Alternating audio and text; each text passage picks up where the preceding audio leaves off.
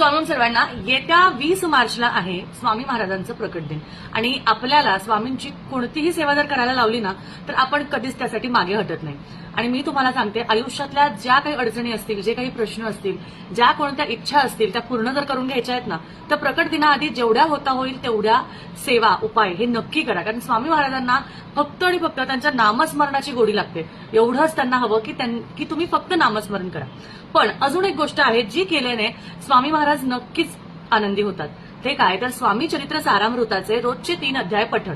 आणि रोजचे 3 अध्याय पठण हे का करावे, याचं फळ काय तर रोजचे 3 अध्याय म्हणजे काय तर पहिला अध्याय म्हणजे आपल्या पूर्वकर्माचं फळ जे आहे किंवा पूर्वकर्मी आपण ज्या काही गोष्टी केलेल्या आहेत, म्हणजेच भूतकाळात आपल्या ज्या अडचणी किंवा भूतकाळात आपल्या ज्या जे आपण जसं वागलेलो आहोत त्याच्यासाठी ते निघून जावं, त्याचे भोग प्रारब्ध आपले कमी व्हावेत म्हणून एक अध्याय म्हणजे पहिला अध्याय।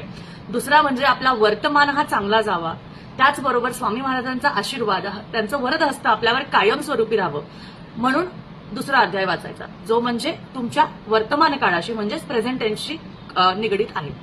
तिसरा म्हणजे तो अध्याय जो तुमच्या भविष्य काळामधल्या कोणत्याही चुका होऊ नये, तुम्हाला कुठलाही त्रास होऊ नये आणि अध्यात्मामध्ये आणि तुम्हाला तुमच्या नशिबाची साथ मिळावी, स्वामी महाराजांची जी काही गोडी आहे, त्यांच्या नामस्मरणाची जी गोडी आहे, त्यांच्या भक्तीची जी गोडी आहे, नामस्मरणाची जी गोडी आहे ती वाढावी आणि ह्या अध्यात्मामुळे तुमच्या आयुष्यात लख असे सुंदर योग यावेत म्हणून भविष्य काळासाठी तिसरा अध्याय वाचला जातो। त्यामुळे हे 3 अध्याय रोजचे वाचणे खूप गरजेचे आहे। मागच्या वर्षी सुद्धा मी स्वामींच्या प्रकट दिनापूर्वी असे बरेच व्हिडिओ केले होते, कोणता अध्याय वाचावा, कुठला वाचावा, कधी सुरू करावे, असे बरेचसे प्रश्न जे तुम्ही कमेंट्समध्ये विचारले त्याचे मी व्हिडिओज केले। त्यामुळे अजूनही तुम्हाला स्वामींची सेवा कशी करावी, कोणते अध्याय, काय पठण करावं हे विचारायचं असेल तर कमेंटमध्ये नक्की विचारा, स्पेशल तुमच्यासाठी व्हिडिओ केला जाईल।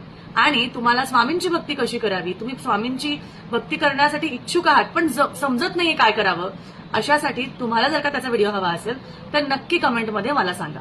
आणि काही प्रश्न नसेल तर श्री स्वामी समर्थ एवढंच लिहा। श्री स्वामी समर्थ।